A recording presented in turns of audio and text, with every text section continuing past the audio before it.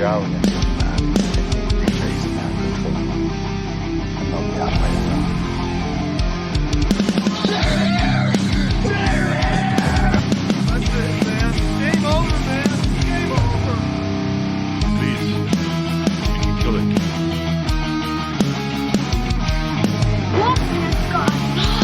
Nobody trusts anybody now. Come on, you hate! You want to live forever? I got a really bad feeling Godzilla will live.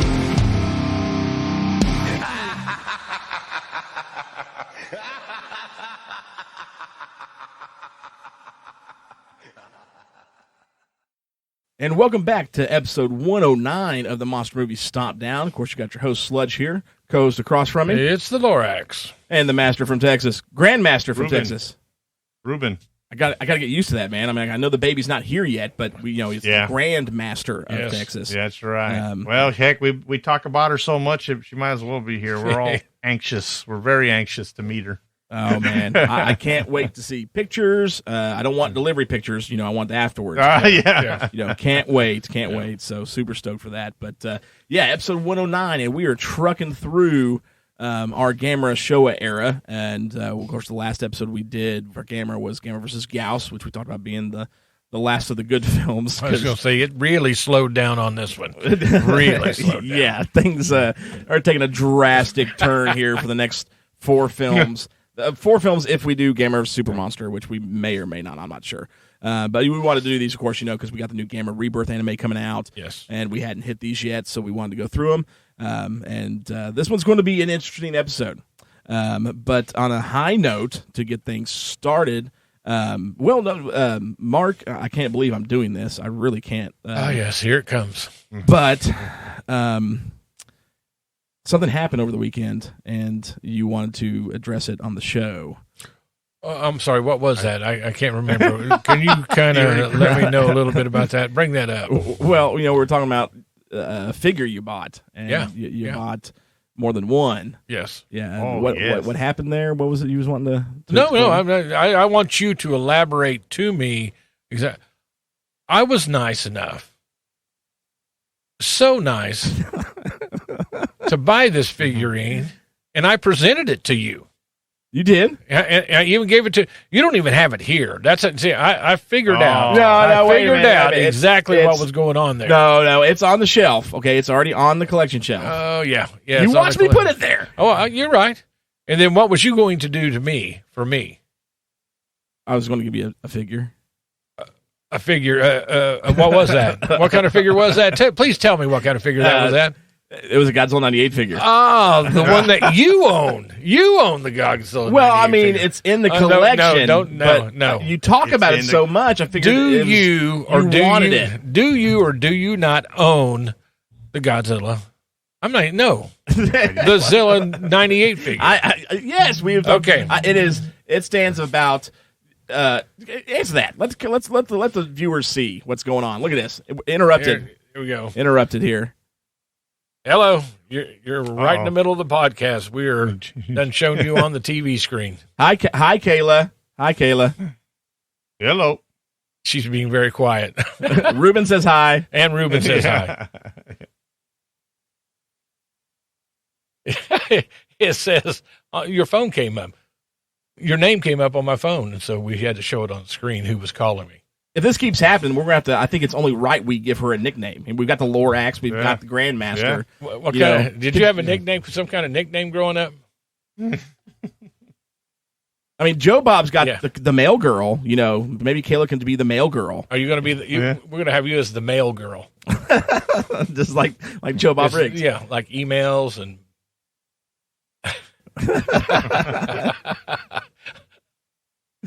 Oh, now I got to sleep on the couch. So, wait, no, sleep on Chase's couch. So my couch. Well, I mean, it's comfortable, but you'll probably have to sleep next to Bella. She'll probably be out there with you. I will give you a call back just as soon as we're done. All right. Oh my God. So, anyways, now that the male girl is called, that's a real podcast show we got going. There we go. It is. We're taking phone calls from our listeners. and everything. So hey, Kayla comes on, man, and she'll like the post and stuff and the group and stuff. Yeah. So thanks, Kayla, for calling in and hiring yourself as the new mail girl. For the Month Stompdown. But yes, I was going to give you a Godzilla 98 figure, and there is one in my collection, and let it be known, this thing's like an inch tall, because it came again in the box of Trendmaster figures I bought, so it wasn't by choice. It just came in there, okay? Yeah. But I know as much as you bring up Godzilla 98, I figured, you know what? You went out of your way, and you didn't even go out of your way, actually. Hold up, time out. Okay, let me explain something here. So I find out, Mark's going on this whole thing about, like, he got me this Dragon Ball Z figure of Broly, and brought it to me, and I was like, yeah, I'll give you the 98 figure, because I know he talks about it so much. I found it on the porch. He didn't buy it for me. It just accidentally happened to be in the box. No, we hit ordered two. one, but we hit two. Came. No. We hit two. So there's no. No, you told me. I don't know and we knew that two of them were coming, and we could have canceled the one, but I said no. Chase would love this. The Sludge has to have this. I mean, I see that. There you go. I think I got the mail girl's number. We might have to find out the truth on this one. Here, we'll do that for another day. But so, anyways, yes. So I was going to give him the 98 figure, and he felt that was unkind. And now that that you're bringing up the fact that you do own that, and then that I've always brought it up. I haven't brought it up. No, I've stated. That I have it. Yeah. I've stated that I own it. I'm not brought it up. And let's not forget, he did own another bigger G98 figure, but he turned it for a profit, but he still owned it. Exactly. And that was fantastic, because you're the one who got it for me. That I for like $1 and I sold it for like $120. But he did own it. So now we know of 3 pieces of paraphernalia that's collectable dude, items. If I can make $100 off a turd, I'm totally going to make $100 off a turd. Plus the magazine. That was now, not he did your have intention. the magazine too. Yeah. Yeah, the magazine's how this all started out. Oh my gosh, yes, the magazine. I forgot about that. So for $2. So for somebody that don't want nothing to do with this, yeah, he sure does have we've got the magazine. Sure does have a lot to do with it. Okay, yeah, all this stuff is coming through right now. And by the way, that 120 you made off of that? Yeah. Did you offer me anything? No, you're the one who gave it back to me. Like, you remember, like, hey, I got this. I got this. I got this extra. I got this extra Broly. No, we're not canceling that. I want to give it to my son. I want to make sure. But hey, dude, I did the same thing. I was like, hey, I'm going to give this to my dad. And then what does my father do? He gave it right back. So I'm like, fine, dude, you don't want it. I'm going to make some money off of this thing. Yeah, I know that's what went through your mind the moment you saw me giving it back to you. Actually, no, it wasn't. I just happened to come across it off of eBay looking for Godzilla stuff. It popped up, and I saw one for like $200. I was like, there's no freaking way this little crappy Zilla figure goes for $200. And I come to find out the reason why it sold for so much, it was a Carl's Hardee's Happy Meal toy. And that was the last Happy Meal that they did before they stopped doing Happy Meals.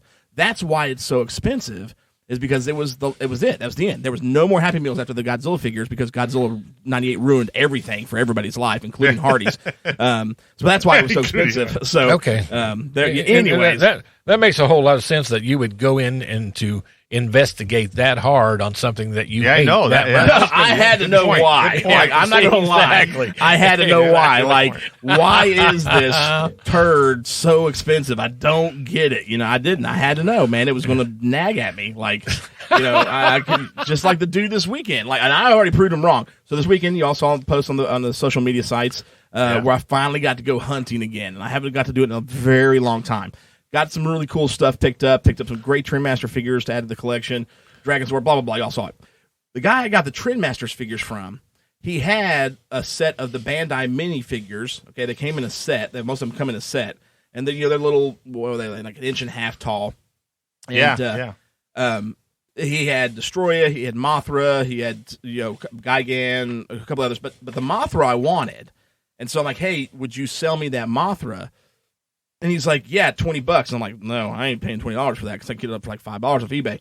But he goes, but I'll make you a sweet deal on the Mania figure. And I just couldn't help myself. I was like, how much do you want for the fat little retard? And he just looked at me like, what? And I was like, I hate him. How much do you want for him? And he's like, $75. I'm like, you're kidding me. And he's like, oh, man, that's what I see him go for. I'm like, nah, I'll pass. I was like, I appreciate it, but No, I'm not paying that much for the fat little silver retard. He's like, you hate him, and so I had to go on a rant on how much and why I hate him. So I go to look, I get home, and I'm like, how did that thing go for $75? That bugs me. I'm like, there's no way someone's going to pay $75 for a little 1.5-inch figure of the fat little retard Mina. So I go to look on eBay for it. I find it, and the figure in the set, like not by itself, the set, Destroya, Mothra, Gigan, all of them. Okay, you know how much the set was going for? How much? No bids, less than a day left on it, $15.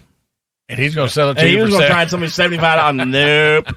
Nope. Don't. Anyway, so it's all right. I talked him down to this Trendmasters, so like all that stuff I got spent. Ruben says it all the time. I get really lucky when it comes to these finds. You do. You get so lucky with that. And the Mega King Ghidorah, it varies, man. The Mega King Ghidorah Trendmasters figure, the one that I got, ranges anywhere from normally $35 all the way up to $200, depending on the condition. That's the most expensive I've seen that for. It doesn't go that high often.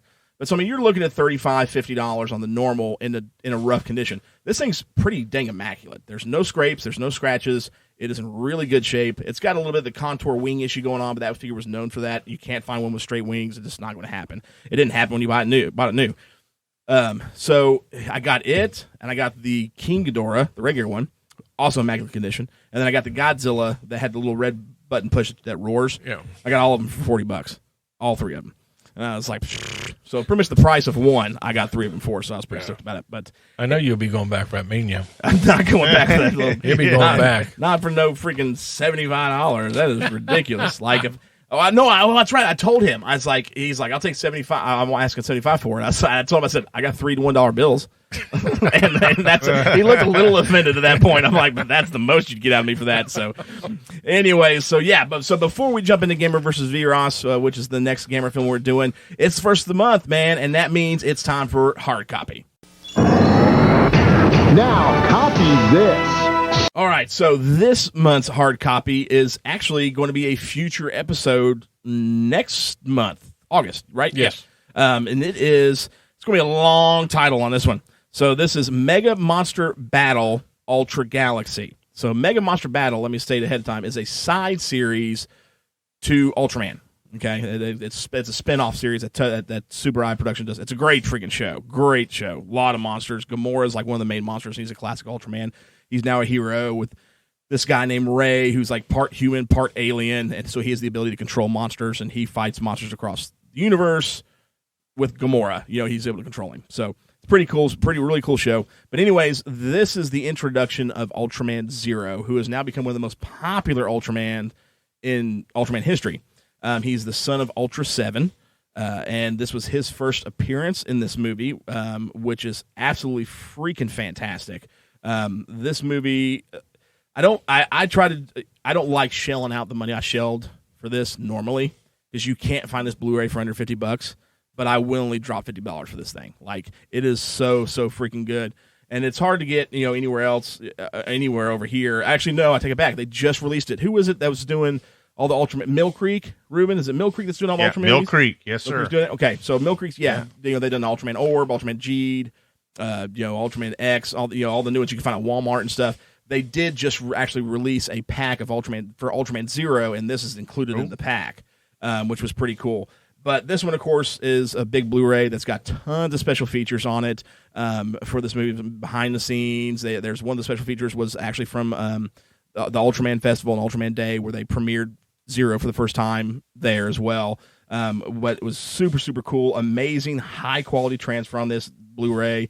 It comes with a pretty cool little booklet, man. They kind of revamped Ultraman when Zero came out. And this booklet actually comes with some pretty cool information, like introduction and story, the different points of the movie, but then it folds again, and then it actually has a section that shows all the different Ultra characters that are in this, and some of the monsters. You've got, of course, it's packed. You got Ultraman, Ultra 7, Dyna, Membius, Jack, Ace, Leo, Taro, Ultraman King, Ultra Father, Ultra Mother, Astra, Ultraman 80, Ultraman Ego, quite literally every Ultraman's in this, including the American ones, Ultraman Great and Ultraman Powered. They make brief appearances because you actually, for the first time in Ultraman history, go to the Land of the Light, so to their planet. And it was the biggest thing about this was the first the first big movie that Subaraya or even Toho has done that was so computer graphic heavy that they even have an entire section in the booklet about the computer graphics that they used in this movie. Top-notch freaking movie, man. Action-packed like none other. There's some of the most amazing scenes in Ultraman history is in this. And the Blu-ray's freaking sweet, man. Like, transfers top-notch. Special features are packed with this thing. It's really, really good. And we will be reviewing this next month. Gavin, my youngest son, 9 years old, has been begging for months and months to come do an episode with us. And we've decided we're going to let him come on and do an episode. And he is an Ultraman fanatic. So we're going to be, and we let him pick, and he picked this. This is his favorite Ultraman movie. For his, what was it, his 6th birthday? We went to the theaters? Yes. For his 6th birthday, we rented out a movie theater and actually played this in the theater for him, and so he got to watch this on the big screen, which was really, really cool. So I'm curious. I never asked you when you did that. How did all his friends react? Are they Ultraman fans too, or were they? They had fun, but they're not really Ultraman fans. Yeah. I was wondering. Yeah, it's kind of like, man, Ultraman is cool. I'm like, but I'm wondering how as you said one time, the normal people would react. How the normal people see that. Like his older brother Colton, Colton likes the English versions, the ones that are in, because he hates having to read the subtitles. But Gavin's like me, man. Gavin's been reading, like he learned to read because of subtitles. He watches so many things, and especially Ultraman, subtitled that now he watches. Like we're in the middle of watching, the next episode that you guys get to see from us is about Kamen Rider Black Sun. It's in Japanese with subtitles. He's following right along. Like he's reading the whole thing, and he's like, "Well, what do they mean by that, Dad? What do they mean by this?" Because he reads it all, so he's used to it. But his friends not so much. And but they had a good time, which was cool. So, but I mean, it's action, and there's all kinds of stuff going on. I can't imagine they didn't enjoy it. I just wonder. Oh yeah, there's tons of action in it. And dude, the moment Zero shows up, it's like one of those moments where, oh man, it's like that final battle. It's like Rambo. Okay, like Rambo 2. Like he's tied to the bed in Rambo 2, right? And he breaks free and he gets on that intercom and it calls Murdoch, and he's like, "I'm coming for you." And at that point, your adrenaline is pumping. You're crap's about to hit the fan. That's what happens when Zero shows up. Like the main bad guy is the first true evil actual Ultraman. He is kicking everybody's freaking rear end. I won't spoil anything for the next episode. He kills one of the Ultra Brothers. Like he's just and he controls 1,000 monster army or 100 monster army, and they're wiping everybody out. Like Ultraman, Seven, Jack, Dinah, Mebius, like they're getting their butts freaking creamed. And Zero shows up, and it's just like, Murdoch, I'm coming for you. I was like, dude, man, he just wipes the floor, dude. It's awesome. It's so good. So yeah, the kids enjoyed the action-packed scenes of it because it's definitely that. So, but we'll jump into that one in the next episode. Real quick before we move into the trailer for Gamera versus Viras, I know we've got a little long here at the beginning. Ruben, you've got something really cool to show us. You showed us before the show. Yes, I do. I did some hunting myself in the last couple of weeks. And the first one is this right here. Is Cornelius, this is a pin, if you can see back here, that video store employees would wear when they came out with the DVDs back in the day in '98. I think it's when they came out with they came out with the DVDs. Cool. So they gave these out to the employees to wear, and I snagged this pretty cheap. Another thing I found, which is going to be hard to show on the screen, is one of these little mini TVs that I'm about to turn on, and y'all can hear what it's about. There it is. Let's see. Hopefully it'll come on. Come on. Can y'all hear that okay? Oh, yeah. Oh, yeah, that's good. If someone does not know what that was, then there's something wrong with them. Yeah. And it's got different scenes. It comes with a little remote control that you can change the channel on. That is great. I love that. Yeah. It's got like 12 different scenes. It's got a bunch of scenes. It was pretty cool. And let me turn this off because as a kid, would be coming home from school and this was on TV. You know, you got home about 3:30, 4 o'clock, and this came on. I remember at 4 o'clock, and I just loved it. So I snagged that. And then the last thing that I picked up is a pop of Reagan from The Exorcist. That's awesome. Complete with vomit and everything. Oh my God. Great. So, yeah, I picked up all that thing. I did a little bit of hunting this last couple of weeks since the last show. Man, the hunting is a lot of fun. Like it just. Yeah, I love it. You know, I love doing that. Now my Father's Day gift is still in San Antonio, but he got it at a Comic-Con. I don't know. I didn't post it on the social media, but RJ got to meet Elizabeth Olsen, and he got to meet Garfield, Spider-Man. Which that's pretty sweet. It was like it was a car show / autograph type show. He almost met Amelia Clark, but he had to work. So and she was on Friday, so he couldn't meet her, but he got to meet Olsen and Garfield from, am I saying that, man? Why doesn't that Garfield. sound right? Garfield. I don't know why that doesn't sound right. Andrew Garfield. I said, why don't I think I'm talking about the cat? But, so he had a good time. He said he picked me up something for Father's Day.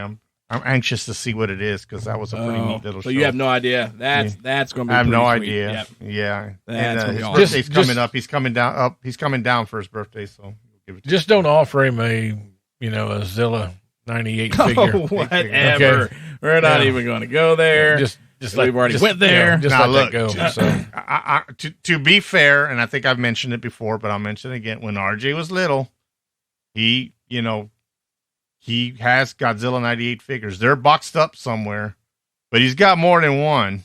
And when I start cleaning all that stuff out of upstairs, I'm gonna go through it all and share it, because he had at least 6 or 7 figures. Oh, wow. He played with when he was more a kid. than I've ever owned. Ever. Yeah, he had quite a bit. Yeah. I think he had the little baby ones, and he had, of course, he was.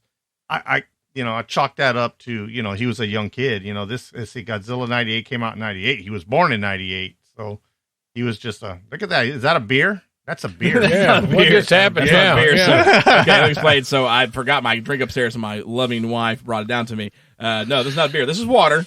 But this is a pretty sweet custom tumbler. Oh, look at that. Yeah. It's got Godzilla 1995 on there, Godzilla vs. Destroyer, and Godzilla versus Mothra 92. That's some friends of mine had made for me. It's a pretty. There's probably pretty on the sweet bottom. If you look at the bottom, there's probably Mila's on the bottom there. Is that on the bottom? You see that? Yeah. Minia's well, it is. on the bottom. It is pure silver. No, it's white. Never mind. Yeah. So no, It's white. no, Okay. no Minia on that of any kind. Oh, yeah. But I was neat. I was like, man, that's part. So, anyways, all right, man. So let's jump into it. What's that, Ruben? No, I'll say let's get started on this movie, because I got quite a bit of something to say about it. Well, I think we all do. So here we go. Here's the trailer for Gamera versus Viras. From the depths of space came the most terrifying threat ever known. A civilization whose only object was to destroy all planets, spreading death and destruction throughout the galaxy.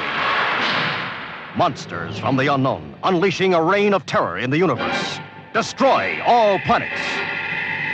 In the path of this onslaught, Earth. An entire civilization stood on the brink of destruction as the invaders from the stars thundered toward the Earth. A world stood breathless as the men of space stood poised to strike. Was there any way of turning aside the disaster that awaited the Earth? See this thrilling new adventure as the Earth fights its climactic battle for survival against overwhelming odds. Destroy all planets.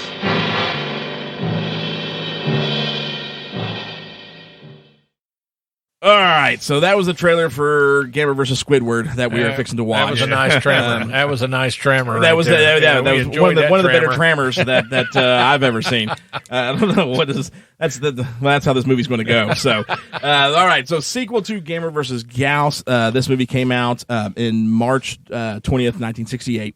Directed again by Noriaki Yuasa, who we've talked about. He did the he's worked on every film. He was the director of the first one. He was moved to special effects director for Gamera vs. Bruggen. Then he went to double director, director of special effects for Gamera vs. Gauss, and he's going to be the director from here on out for the rest of the movies. And with the success of Gamera vs. Gauss, they're like, Noriaka, you got to bring another one, Noriaka, and so he did. And they just won, but they were dealing with Daiei had some major financial issues on this one, and so this budget was cut like in half from the last one. It was like 20 million yen, which is roughly like $56,000 American at the time. So I mean, a low budget. Is that why they call it zero budget? Did you say is that where zero budget comes in? Yeah, that's why we're the zero budget. No, 56,000, and when you watch it, you're like, it seems more like 5,600. You know what I mean? Yeah. But they even had to, with this one, like get funding from someone else. So they actually made an agreement with American International Television. So we know AIP. I mean, we're very familiar with them. Back in the 60s and 70s with all the Godzilla movies and War of the Gargantuas and things like that they brought over. American International Television bought the rights for Gamera and then the following films. So there was no theatrical release here in America. It was straight to TV, and it was actually renamed to Destroy All Planets. For whatever reason, instead of Gamera Viras, but Destroy. Whatever, But in Japan, it came out on March 20th, 1968. It was actually on a double bill with Yokai Monsters, 100 Monsters. Now, the Yokai Monsters, Pete's very familiar with those films. Those are fantastic movies that Daiei did. You got you got 100 Monsters, you got Spook Warfare, and Pete, We're Gonna Kill Me. I cannot remember the third one. But it's a trilogy of Yokai. They've done more past that, but it was like the original trilogy of Yokai Monsters. So you went to theaters as a Japanese in Japan at the time. You're like, I don't know what played first, Gamera vs. Viras or Yokai Monsters. All I know is if Yokai Monsters played first, I was out after that point. If I had to sit through this movie to get to Yokai Monsters, I was a very unhappy ticket buyer. That's one for sure. So. Noriaki's back with this one. A lot of the same crew. Actually, Kojiro Hongo is back in this. He was in Gamera vs. Bruggen, and so he makes a couple appearances throughout the series. He plays the scout leader in this movie because, you've got these two kids. I can't remember their names because at this point, there's so many kids, you just don't care. Actually, I thought it was hilarious. They're Brandon's Cult Reviews as a YouTube movie reviewer. He goes on and calls them kiddies or kinnies because Kenny was a kid in the last film. He's like, they're all the same. So it's the kinnies because you got two kids, an American kid, Japanese kid. He just calls them kinnies. So you got the two kinnies in this movie, and very beginning of the movie, like they're with the scouts, and instead of being with the group like they're supposed to, this scientist comes over and talks to them about this submersible, this submarine that they made that they're going to take the kids on trips on because it's a small 2-man submersible. It can go a little ways down. It'll be really cool and fun. While they're explaining it, the Kinnies are in the sub, and they're rewiring the sub to reverse all the controls. So it's like they're already troublemakers from the get-go. And this is the best part of the movie, just so everyone knows. And so, while this is going on, eventually these aliens, the Virasians, come to Earth. We actually start out seeing them. They're coming to Earth, and they're like, we're going to take over this planet because we need the nitrogen, and they're flying in their Zakk Wylde-colored, balls spaceship. Anyone has seen Zakk Wylde's guitar, and you see the balls in this spaceship, you'll understand what I'm talking about. So, you've got, the Viras and Zakk Wylde's balls flying to Earth, and Gamera shows up out of nowhere in space. And they're like, what's going on? And he destroys them. And they're like, and it was kind of cool because they're like, they're calling back to their home planet, and they're like, "Oh man, Earth has got a dangerous defender, a monster of superpower, and its name is." And then the ship blows up, and you're like, "What's his name?" But then the credits pop up Gamera on there. So Gamera takes him out really quickly at the very beginning. So they send another ship, and the next ship comes, and then they try to take over the planet, but they got to stop Gamera first, and they realize they can't stop Gamera. Well, they try to lock him in a bubble. We'll get to that bubble thing in a minute because that bubble thing really pisses me off. So they lock him in a bubble underneath the water because he's down there piping around with the Kinnies. Like they're in their sub, and he's swimming around, and they're just having a heyday underwater. And then, boom, the Viras people trap him in an underwater bubble. All of them, the Kinnies and Gamera. But the Kinnies are running out of air, and they're like, Gamera, you got to save us. And so he just picks the bubble up and lets him go. But he's still trapped. Anyway, yeah, still trapped. So, they end up, shooting a device in the back of his neck and mind controlling. And so he starts attacking everything. And they're like, we got to stop him. So it's up to the Kinnies. The Kinnies are now kidnapped, or space-napped, whatever, and they're on the spaceship with the Viras aliens, and they outwit them because, the Kinnies are super smart, and they break the mind control device, and then the main commander, Squidward, uses the rest of the human-looking Squidwards to become a giant Squidward, and then Squidward fights Gamera, and it's lackluster to say the least. And Gamera, of course, wins. Not before being completely impaled at one point by Viras or Squidward. This got some brutal moments, I will say. And that's it. So, and that's pretty much the storyline for the rest of the movies from here on out. Like, the next one's pretty much the same. Gamera versus Jiger is going to be a little different, but then Gamera versus Zigra is going to go right back to this alien plot. It doesn't change. So, yeah, let's jump into it. Ruben, you said you had some interesting things, and it's been a minute since you've gone first. What did you think of the fantastic Gamera versus Squidward movie? Oh, okay. So let me start off on a positive note. I enjoyed it a lot more than I thought I was. Not a whole bunch more, but let's just put it this way. I went in with very low expectations and came out like, well, it's bad, but, you know, I did fall asleep for the final fight and had to rewind and rewatch because I feel, you know, I mean, I'm going to have to admit that I was watching it. It was a Saturday afternoon. I think I texted you guys and I said I was enjoying an adult beverage while watching this and I fell asleep. And I woke up and it was over, you know, and I'm like, what happened? It's like, I had crap. to rewind it and watch it again. That sucks. Like, man, that was let bad. me rewind it. And I twice. only missed I had only fell asleep for I thought I missed a lot, but I didn't miss that much. So, those dang adult other than that, beverages. I thought it was Screwed you on this one, that's for sure. Yeah, it was pretty. I'm like, man, good thing I had the adult beverage because it helped out. Which, by the way, this was the first time me trying lemonade with some Irish whiskey, and it was quite good. On the next Gamera movie. Yeah. Hey, this is not bad. We know it's better than this film, at the least. Yeah. So I'm like, well, I read online, a lemonade and Irish whiskey. I said, I wonder if that goes together. And I'm like, yeah, it does. It was good. Anyway, that was the highlight of the movie. Thanks to the alcohol, I was able to enjoy it. I could see it. Other than Hold on, that- I can see it now. Ruben's sitting in his chair and he's like, I'm gonna try out this lemonade and Irish whiskey. Okay, so Irish whiskey has got a kick to it. Lemonade, lemonade sucks, but in my opinion. But so I can imagine him going, okay, so I'm gonna pour a glass. You know, I've got like 3/4 lemonade, a shot of whiskey, and he gets through the first 10 minutes of the movie, and he's like, it's not enough whiskey. Let me fix this. And halfway through the movie, there's this much lemonade, that much whiskey, and then he passes out, and he's like, it was much better that way. Much better that way. Yep, that was it. So, but it was. What went through this? I'm going to tell you what went through this whole movie. We were just talking about it. Is how can Sludge be so hard on Godzilla's Revenge, right?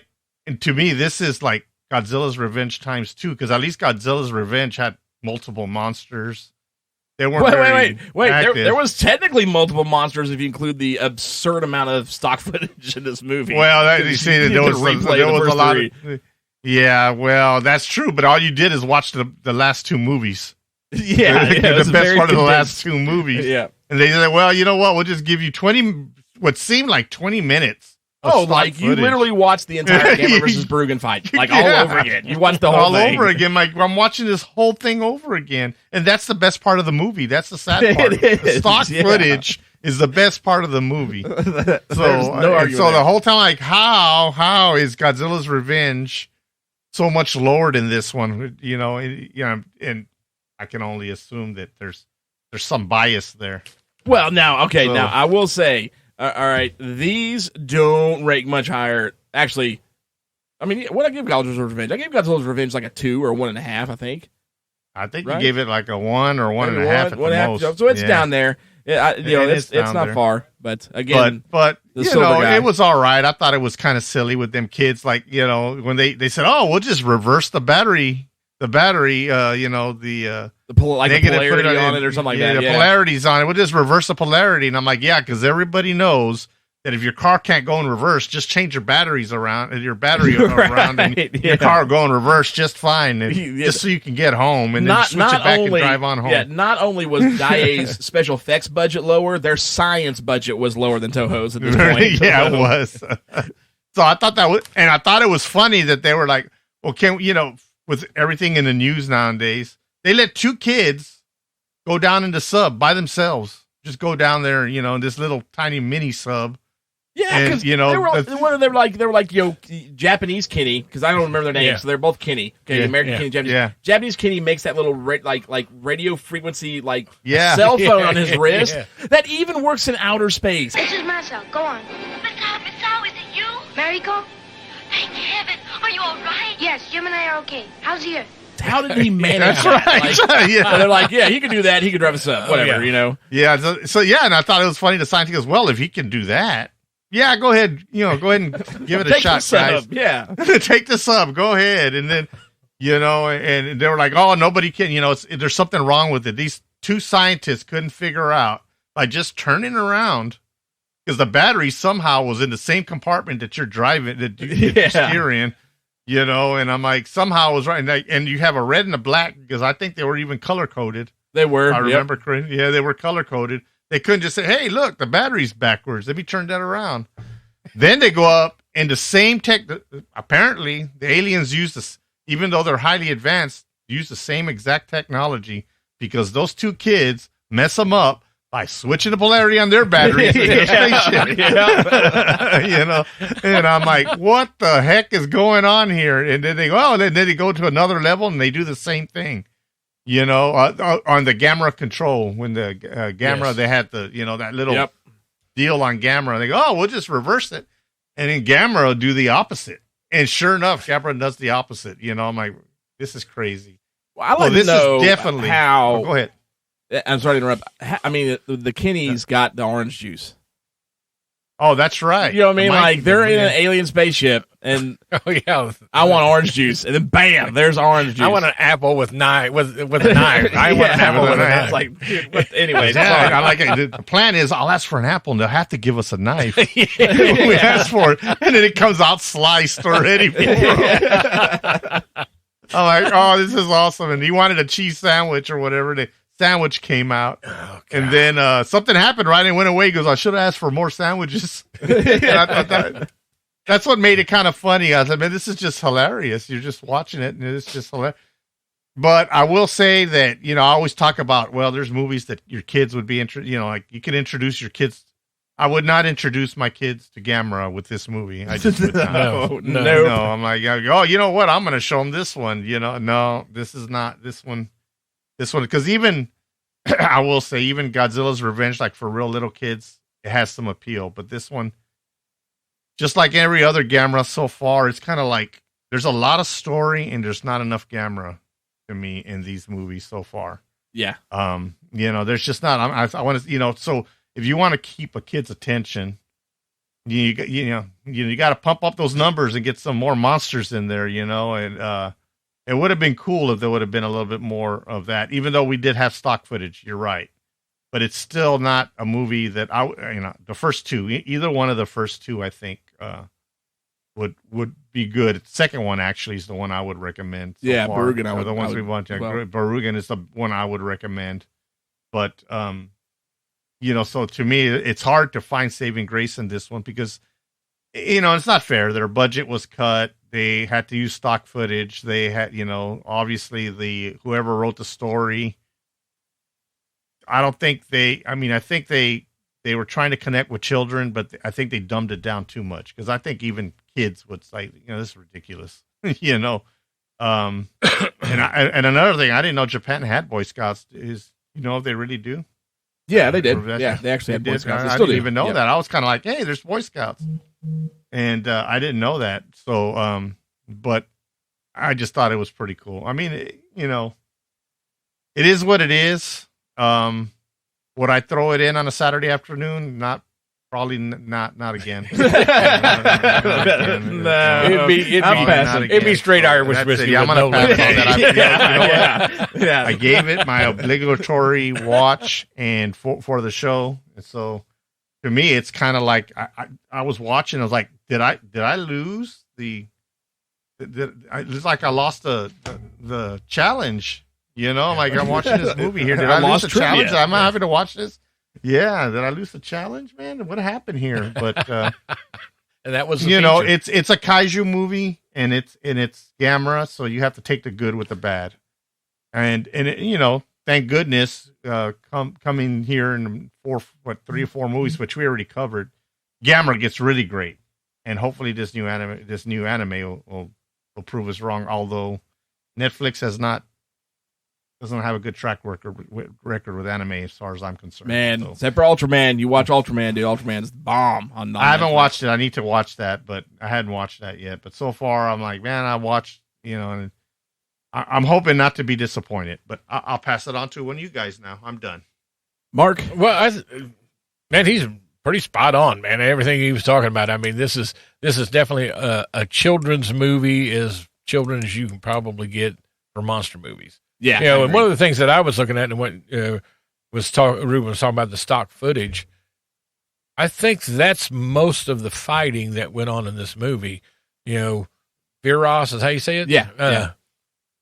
Well, they fought about 5 minutes, maybe. Oh, maybe yeah. 5 minutes. I think it's like 7 minutes total. And so, I mean, to me, the name doesn't even go with it. I mean, it's just let's throw this here at the end as we watch these 2 kids in a submarine race Gamera underwater.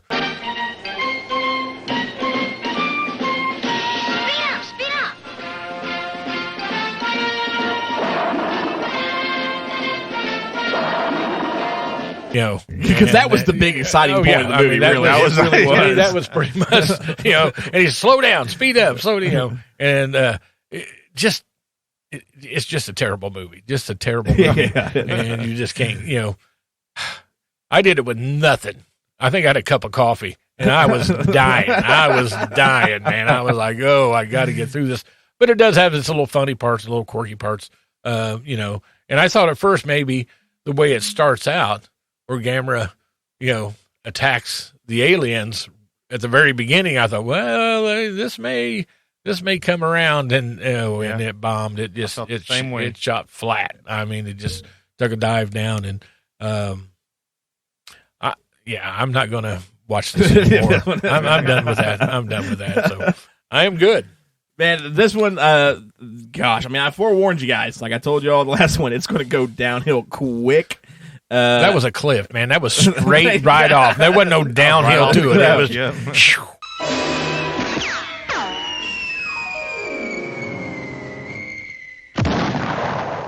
right down. There's going to be, I don't want to say a movie that's going to go uphill a little bit, but there's going to be moments where we'll get a little uphill reprieve, but not much.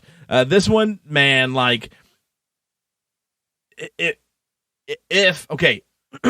they'd done what I said they should have done in House of 1,000 Corpses, this movie would have been awesome. Okay, so like if you remember House of 1,000 Corpses and that opening scene where they go to the gas station with Captain Spaulding, and then and of course they're spoiler alert, there's a lot of language. You got these 2 dudes come in and they try to rob Captain Spaulding's store. They don't realize who Captain Spaulding is, and these dudes get jacked and murdered. There's that dialogue between the Captain Spaulding. He's like, I can't repeat it, you know what I mean? But it's so intense, that opening sequence. And then he shoots the guy, and then boom, credits, or like the movie title pops up. Yeah. If they'd have ended House of the 1,000 Corpses right then and there, I would have been so satisfied. Like 10 minutes, my money well spent. I didn't need the rest of the garbage that came afterwards.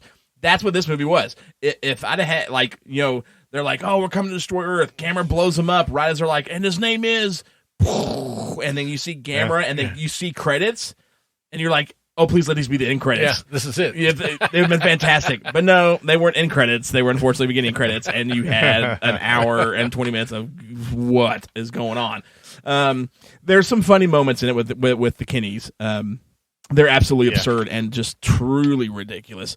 But damn, man, these movies get so bad. There's not the only redeeming quality is I just like the way Gamera looks. I like the fact that there's a fire-breathing turtle. And that's about it. Like for this one, again, the underwater bubble, like when they trap him in the bubble, and he just literally just picks, like it's supposed to be a ray, or it looked like it was a ray, and they're like, dude, Gamera, we're running out of breath, and oxygen, we got to get out of here, and he's just like, whoop, and he picks it up and lets him out, and then just lets it go again. I'm like, why don't you just pick it up the rest of the way and just get out of there? It's like, but no. Well, and the fact that the kids are looking at him, they're underwater, they're in a sub, and it's like, Gamera, we're running out of air. And he's like, everything they say, he understands every bit of it. Oh, yeah. To take care of it. Just crazy. He's just like, dude, I got you, fam. And then they bolt and leave him. Like, I'm you jerks. They're like, oh, Gamera, you're the best. Save us. All right, see you, dude. It's like, you're screwed, but whatever.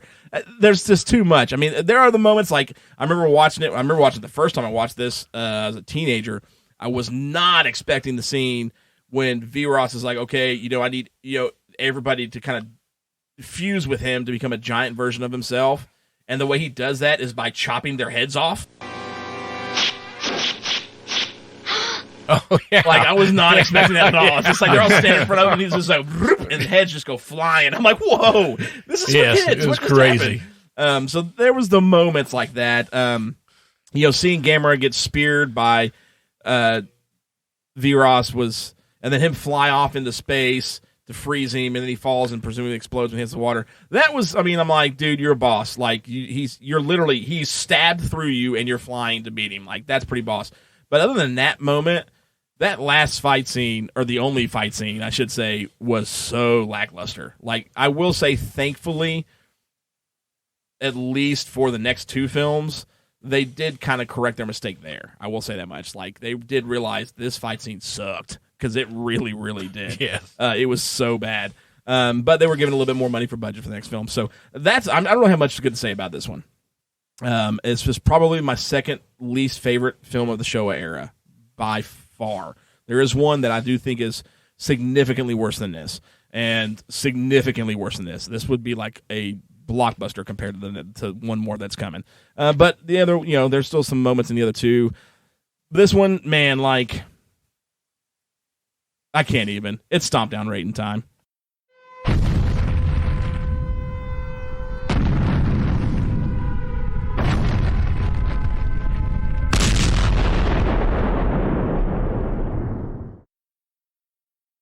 Okay, so this one, man, we haven't given a lot of low barrel ratings here, but this was pretty unanimous. We gave this one a collective 2. Yes. And... honestly, I don't know why 100% why you guys gave it a 2. I gave it a 2 only because I know what's coming, and I know there's going to be some worse and some slightly better. So I had to find a middle ground for this, if that tells you anything. So I mean, that's why I gave it a 2. We all gave it a 2. But do I? I think we were being nice and friendly by giving it a 2. Maybe the Kenneys made it a 2. That was about it. So. I mean, with this one, would I recommend it, or would we recommend this as like Ruben said on a Saturday? No, it's not a Saturday watch. This would be one of the ones that I would say, and you guys let me know if I'm wrong here, would be for the Gamera fans that are the completionists, the ones that's like, okay, I'm a fan. I got to see everything. You got to take one of you guys said a minute ago, the good with the bad. Just like. We harp on Zilla in 98, but I harp on Godzilla's Revenge. We do, if we're true fans of these creatures or of these characters, we have to take the good with the bad. And this is definitely that scenario. There is, I will say, one more worse. The next two, I will try and give you guys some cushion room. They are a little more entertaining this film, so they're a little bit better. But there is one coming that is worse, unfortunately. But we do have to take the good with the bad. On this one, and I have nothing else to say about this movie whatsoever. That's where we're at. I'm good. Ruben? No, I will say I think a lot of it has to do with our favorite monsters when they make them good guys, or a wrestling term, they become babyface. I think that takes away from the kaiju, no matter what kaiju you're talking about. Yeah, I mean, it happened to Godzilla, happened to Gamera. I'm with you there. And I think you want the old Godzilla back. Now, it's fine if they're fighting for the planet Earth, but it becomes a little ridiculous when they're with the kids and they're trying to make friends with the kids are talking to them. And Godzilla's a good example. I mean, he started off as just tearing everything up. He was a true monster. Then he defended Earth. But he was still a monster. He still, stuff was still destroyed. And then when they went to Godzilla's Revenge and Son of Godzilla a little bit, then it gets, and the same thing happened to Gamera. So I think what it is for us fans that watch completionists, I think we don't like most of the time. I would, and maybe you guys don't agree, but when you make a kaiju that friendly, you're going to lose a fan base for a little bit, and it doesn't make the movie any I agree. I agree. think it's no matter what age you are, because even if I was 10-year-olds, I wouldn't like this film. You know, 10-year-old Ruben. I would think it's not interesting like this that when you look at Shusuke Kaneko's trilogy in the '90s, he went the complete polar opposite direction. Yes. Of this. So Gamera, the first film, he saves the kid, on the bridge from Gauss. Yeah. And so he's got a connection with mankind. By the third film, he's blowing people up and not giving a crap. You know what I mean? So he went the complete opposite direction. And that's a perfect example. Yeah, that's a perfect example because those are the best Gamera films I've ever, all the ones that I've seen, man, and they're just great. I love them, and it's not because they were made. It's not just the special effects. It's not just, everything was better on it, but it was just a better told story. And it put Gamera as a kaiju that's to be reckoned with. And on these little ones, it's kind of like, he's not much because he's so friendly.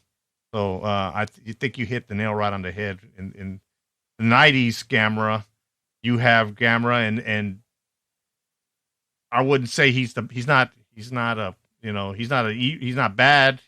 not good either. He's just defending Earth or whatever it is. So it works out better that way. That's right. How, exactly. Godzilla 2014. Okay. Godzilla 2014.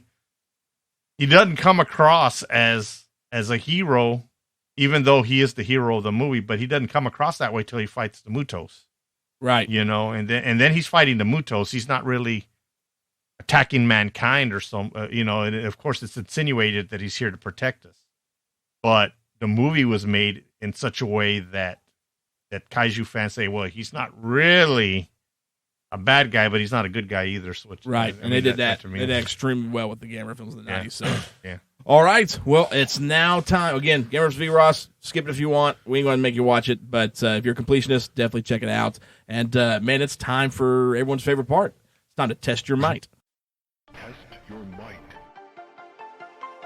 Test your might. Test your might. Test your might.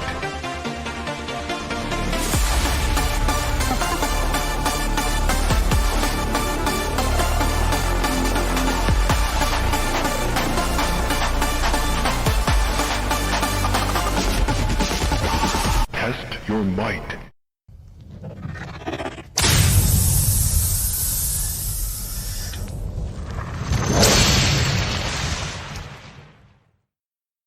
All right, so, and there we go. It is time to test your might. And again, we've got the awesome Kurt Harper stepping in on trivia. Kurt, yes, thank Kurt. you so much for that. Charlie has been busy with a lot of work and stuff, so Kurt has jumped in and helped us with the trivia section and done a fantastic job. So here we go. I forgot. Mark, Lorax, Piranha 2. Couldn't tell you. Yeah, well, couldn't tell you. I went to the Plex to watch it and wasn't there. And so I text Sludge. I could have swore it was on Tubi or something. Well, I even looked on Tubi. Be honest with you, I did. Huh? I did. Wow. And it's because I did try to watch it. Amazon's where I found it, but I don't have Amazon, so But I texted Sludge, and Sludge is like, yeah, I forgot. That movie's so bad. I deleted it off. And so I didn't have it. Yeah, I didn't watch it. So Mark gets a pass on this one because yes, that is on me. I hadn't watched it in a long time. We talked about it on the last episode how bad it was. It's that bad. I remember watching it, and I didn't even finish the whole film. The last time I watched it, I'm like, God, this is really wasting hard drive space. It's got to go. Well, you know, I had even thought about, hey, I did lose it. Maybe I just should watch Piranha 3 Double D, but I passed on it. Yeah, I said, I don't know that the mail girl would appreciate that one by any means. So, hey, but you can tell it's for the show. It's for the show. I have to watch it. Yeah, like I'm not watching it for the nudity. I am watching it for Bing Rings' I'm not watching it for the shotgun legs. There we go. It's the shotgun legs.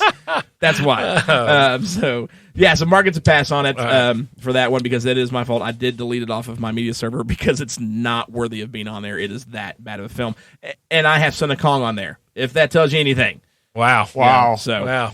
All right, so let's jump into the trivia for Gamera versus Viras, again from Kurt. And here we go. Question number 1. When American International Television released an English dubbed version in 1970, I gave you guys this answer, I can already tell. What was it called? A, Destroy All Planets, B, The Planet Destroyers, or C, Monsters Destroy That Planet? Kind of wish it was C. That would at least be a little quirky like the movie. Do you guys need any other time on that one? No, you go right ahead. You gave us the answer on that one. I did. Oh, gosh. Okay. Number 2. What do the aliens use to capture Gamera? A big net, B, a brainwave device, or C, a super catch ray? When you get the answer to this one, you're going to realize how bad this movie is. Yeah. 3. According to the aliens, what is Gamera's biggest weakness? A, calamari, B, turtle wax, or C, his love for children? I tell you what, this is like those. Kurt, maybe you guys never had to do this, but I had to work like in refinery. There's a lot of refineries down here, and one of my jobs required me to go into refineries. So they say, well, you have to go to safety training, right? So you sit there and you watch these videos, and then you have to take a test, right? And there's 2 ridiculous answers, and then there's one that makes sense. And then you take the test. I'm like, man, this is like that, I think. Oh, it is. Well, even I got to the bottom of the questions, and we'll get the answers in a second. And Kurt had actually added to this, and he said, there is no way to take this movie or its trivia at all serious. Turtle power. So, all right. Let's, you guys should have gotten this one 100%. Yeah. Number 1. I forgot to tell them the format. So, I already know the answers. I'll just tell you. So, number 1, when American International Television released an English dubbed version in 1970, what was it called? Correct answer is Destroy All Planets, which is A. Number 2, what do the aliens use to capture Gamera? A big net, a brainwave device, or a super catch ray? Answer is C, a super catch ray. And that is what they call it in the movie. Super catch ray. Catch ray. Because they were up on their science. Number 3, it's like almost like they talked to Fauci. I didn't mean to drop that. Sorry, I didn't mean to drop that in there. We keep the show clean. You can do that. And now back to your regularly scheduled program. According to the aliens, what is Gamera's biggest weakness? A, calamari, B, turtle wax, or C, his love for children? C, his love for children. Please, for the love of God, tell me none of you all watched or got any of those wrong. Nope. I got them all right, yeah. Got them all right. So we all won. Do? I don't think we need to make Kurt watch a movie. I know we did that to Charlie once. Oh, yeah. Because Kurt is definitely helping us out. So, man, for this one, I don't know, man. We all won this one. This was pretty simple. Yeah. There we go. So, all right, we'll just move right along because I got nothing for this one, man. I mean, like Kurt said, there's no way to take this movie or the trivia serious at all. But for everybody out there that watching or listening, there was threats thrown out on our message thread about he was going to talk to Pete about getting bad movies for either me or Mark. Yeah, I did. Did you talk to Pete? No, I didn't talk to Pete, actually. Oh, okay. I have not talked to Pete. Pete, you can verify and let them know. I never did reach out to you about a movie. I did talk about having to find a movie that was the worst of the worst, and I've got some bad ones. But it was well-deserved from what I hear. It was well-deserved. It was very... There was some taunting going on. And well, yes, there was, and things get a little rough behind the scenes at the Monster Stompdown. I don't know what you're talking about. Well, lies, Mr. Red Carpet. So, oh man, what? No, I didn't get no red carpet. I told you I was not bringing you no red carpet. Anyways, like I said. Green grass with dog poops. What I had to walk through. Well, okay. You'll get your red carpet. With your G98 figure. Oh, okay. What's going to happen? So there it goes. All right, guys. Thank you all so much for hanging with us for Gamera versus Viras. I promise a couple more of these Gamera films are going to be a little bit better. One, unfortunately, is going to be way worse, and that's going to be a hilarious one to cover. I cannot wait to hear what these guys have got to say about it. So, all right. So we've got some good shows, more good shows coming up here soon. The next episode we are going back to TV. And like we talked about before, if we're going to jump into a TV episode for, like, let's say X-Files, which has 9 seasons, or no, they got 11 seasons now with those 2 renewed ones or whatever? Yep. Anyways, I believe, or Twilight Zone, shows that have hundreds of episodes. We're going to review one particular episode, like we've done previously with like X-Files and things like that. But if it's a show, kind of like Stranger Things, that is a short run of 8 to 10 episodes, we're going to do an episode about that entire run, that little season. So the next episode, we're doing just that, and we are breaking out into our first technical tokusatsu film or show, and we're doing Kamen Rider Black Sun, which came out last year for the 50th anniversary of Kamen Rider Black. Kamen Rider is actually where it all began when it comes to tokusatsu heroes and henshin. You think of Power Rangers, Beetleborgs, VR Troopers, even Ultraman. Kamen Rider predates all those, and that's where it all began. And Kamen Rider Black Sun, I thought, was a great way to introduce the fellas into Kamen Rider. Might be setting the bar a little high with this one, but it's fantastic, and it's a short run, so we've got 10 episodes that we'll be discussing on the next episode. So if you guys get a chance, it is on Amazon Prime. It did premiere on there exclusively. If y'all would like to go check out Kamen Rider Black Sun before the next episode, do that. I highly recommend it. Don't, recommend it so much for the young ones. Not that it's bad, it's just it can get a little violent. But that's the next episode. Our next Gamera film is Gamera vs. Giron, the knife-headed dinosaur, which will be an interesting film to see. And then we have a special guest coming in August as well, because on August we're doing Gamera vs. Giron, the second movie in August. Gavin, my son, will be joining us. He's been begging for months to do so, and we showed the movie earlier during hard copy. We will be doing Mega Monster Battle Ultra Galaxy. Hey, the 9-year-old Ultraman expert. The dude definitely knows his Ultraman stuff, for sure. He's huge fan. Actually, this movie that we're covering, Mega Monster Battle Ultra Galaxy, we talked about. We went to the movie theaters for his birthday and watched it. So he's a big fan of it. It's the one he picked, and excited to actually officially jump into Ultraman. And there's just no better way to do it than without Gavin. Because gotta have him. Yep, as the Lorax has passed Godzilla to me, I have passed Ultraman to Gavin. So it's going to be super awesome. So that works. Anything else you guys want to say? I'm good. Ruben? I'm good. I'm good over here in Texas. Awesome. Well, man, again, guys, thank y'all so much for watching the shows. Please go join us on Facebook. Join the Facebook group and follow us on Instagram, because not only do you get these shows from us every 2 weeks, you get additional content every week. Mondays, we do the Underdogs, where we bring to you some more unknown or unseen monster films that are quite enjoyable. Wednesdays, the Grandmaster rocks our socks off with some awesome music that's tied in some way to monster films or monster-themed things. And then Fridays, of course, we duke out movies of who would win in a wrestling match with the Friday night fights.